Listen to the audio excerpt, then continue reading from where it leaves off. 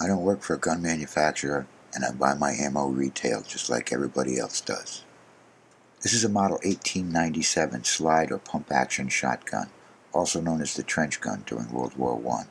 This one is a civilian model from 1909 and has a 30-inch barrel and fires 2 3/4-inch 12-gauge shells. It's a takedown model. The barrel and magazine disconnect from the action.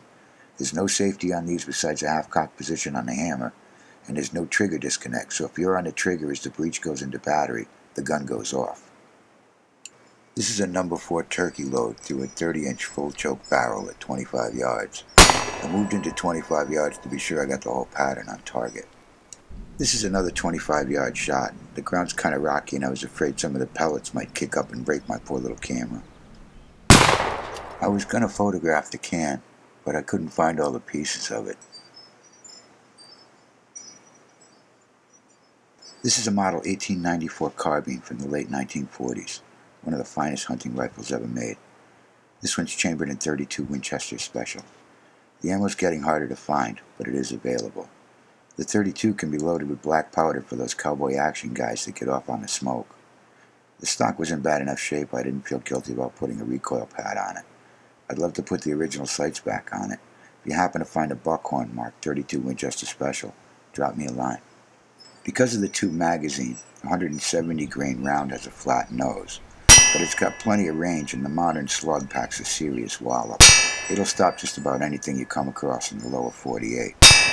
I can usually manage better than this 5-inch group, but today wasn't one of those days. This is the first rifle I ever bought new, a Model 70 in 30-06 with a 24-inch barrel. It has a Simmons 8-Tech scope on lever mounts. The one-piece rail makes it a chore to load, but I haven't had to tweak that scope in years and it'll consistently hit a 4-inch target at 300 yards. The gun originally came with a composite stock that I hated, so I bought an unfinished blank, bed and posted the action, floated the barrel, put a Pachmeyer recoil pad and oil finish on it.